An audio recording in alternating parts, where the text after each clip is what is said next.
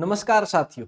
आज की इस क्लास का जो मकसद है वो ये नहीं है कि हम आर्टिफिशियल इंटेलिजेंस की काबिलियत के ऊपर सवाल उठा दें, लेकिन कहीं हद तक जो खामियां देखने को मिली है, कमी देखने को मिली है, उसको उजागर करने का काम मैं यहाँ पर करने वाला हूँ। तो आप सभी को पता है एआई जो है आर्टिफिशियल इंटेलिजेंस आजकल काफी एक्टिव हो चुका है और कई सारे ओपन एआई टूल आपके सामने मिल जाएंगे, जिसमें से आपने नाम सुन रखा हुआ चैट जीपीटी का। चैट जीपीटी जो है अपने पास टॉप में चल रहा था, उसके बाद जस्ट एक नया आया था दीपसीक। दीपसीक जो कि चाइनीज कंपनी है, अभी हाल फिलहाल में इसने टॉप रैंक किया था, यानी कि सबसे ज्यादा यूज होने वाला आज के दिन का जो ओपन एआई टूल है वो दीपसीक है। डिफरेंट डिफरेंट फील्ड के अंदर डिफरेंट डिफरेंट टाइप के लोग इसका यूज कर रहे हैं। अपने एजुकेशन फील्ड में कई सारे लोग ऐसे हैं जो इसकी हेल्प से थीसिस लिखने का काम करते हैं, कोई एप्लीकेशन लिखने का काम करता है, कोई पीपीटी बनाने का काम करता है, कोई बुक लिखने का काम करता है। तो कई सारे यूज जो है इस आर्टिफिशियल इंटेलिजेंस के आज के दिन किए जा रहे हैं। लेकिन दिक्कत जो है कि इसके ऊपर हम अंधविश्वास कर लेते हैं, एकदम से सोचते हैं कि ये तो सब कुछ सही देगा, और यही कंफ्यूजन आपके दिमाग से निकालने के लिए क्लास मैंने यहाँ पे रिकॉर्ड की है। तो जो भी, क्योंकि अपना जो चैनल है वो एमएलटी फील्ड के स्टूडेंट को पढ़ाने वाला है, ठीक है, लैब टेक्नीशियन के स्टूडेंट यहाँ पर पढ़ते हैं, तो उनको ये और अच्छे से समझ आएगा कैसे। तो मैंने क्या किया, मैं आज क्वेश्चन फ्रेम कर रहा था। मैं अपना कंटेंट खुद फ्रेम करता हूँ, खुद क्वेश्चन बनाता हूँ, खुद उसके ऑप्शन क्रिएट करता हूँ। तो मैंने एक क्वेश्चन बनाया आज, और क्वेश्चन भी कैसे बनाया, थोड़ा सा हेर फेर करके, यानी कि जिसमें दिमाग का यूज ज्यादा करना पड़े। क्वेश्चन सिंपल है, लेकिन देखो ये क्वेश्चन मैंने इससे पूछा क्योंकि जब मैं क्वेश्चन बना रहा था तो मैंने सोचा कोई ना कोई ऐसा हो जिससे मैं पूछ सकूं कि बताओ इसका आंसर क्या है। तो मेरे माइंड में आया कि इससे पूछते हैं, इस भाई साहब से पूछते हैं, आर्टिफिशियल इंटेलिजेंस से।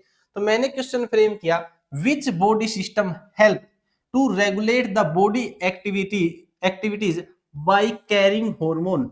मैंने पूछा जी, इनमें से कौन सा अपनी बॉडी का सिस्टम है जो अपनी बॉडी की एक्टिविटी को रेगुलेट करता है, कैसे, हार्मोन को कैरी करके, यानी कि हार्मोन को उठा करके लेके जाने में।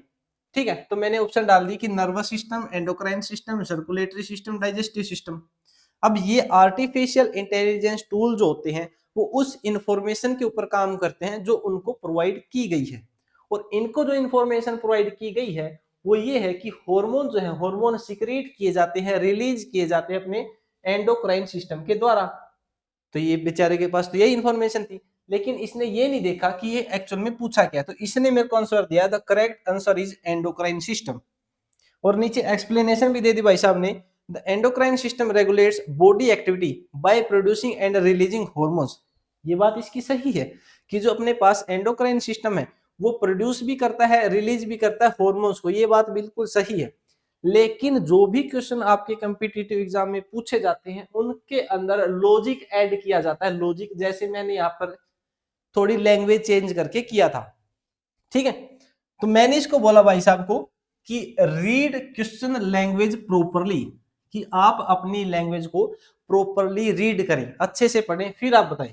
तो इन्होंने बोला कि इस गलती के लिए मैं क्षमा चाहता हूं, हमने री एग्जामिनेशन किया है अपने इसको, केयरफुली री एग्जामिन करते क्वेश्चन को। तो इन्होंने बताया which body system help to regulate the body activity by carrying hormone, और इन्होंने फिर इसको एक्सप्लेन किया, जो अपने पास कैरिंग हार्मोन लिखा गया है उसका हम यहाँ पे जवाब देंगे। तो इन्होंने बोला है जो एंडोक्राइन सिस्टम है वो रिस्पॉन्सिबल है हार्मोन को प्रोड्यूस करने के लिए, लेकिन जो एक्चुअली कैरी करेगा इन हार्मोन को थ्रू आउट द बॉडी, पूरी की पूरी बॉडी में, वो रहेगा जी सर्कुलेटरी सिस्टम।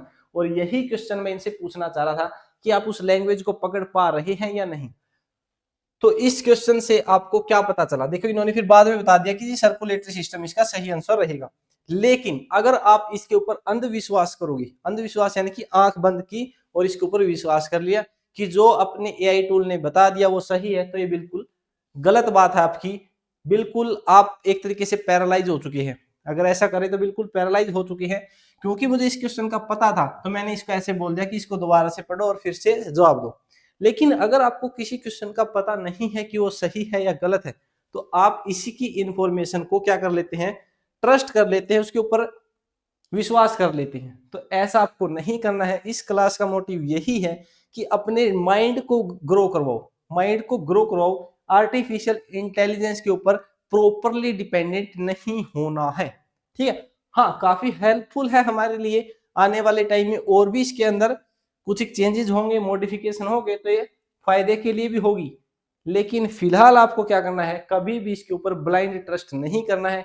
खासकर जो पढ़ने वाले साथी है, पढ़ने वाले स्टूडेंट है, आप सभी से रिक्वेस्ट है कि एआई टूल जो है उनके ऊपर ब्लाइंड ट्रस्ट ना करें, अपना खुद का दिमाग दौड़ाएं, बुक से पढ़े, अच्छे से पढ़े। ठीक है, इंफॉर्मेशन अच्छी लगे तो इसको शेयर कर देना। खासकर एआई टूल के ऊपर ब्लाइंड ट्रस्ट नहीं करना है। Thank you all of you.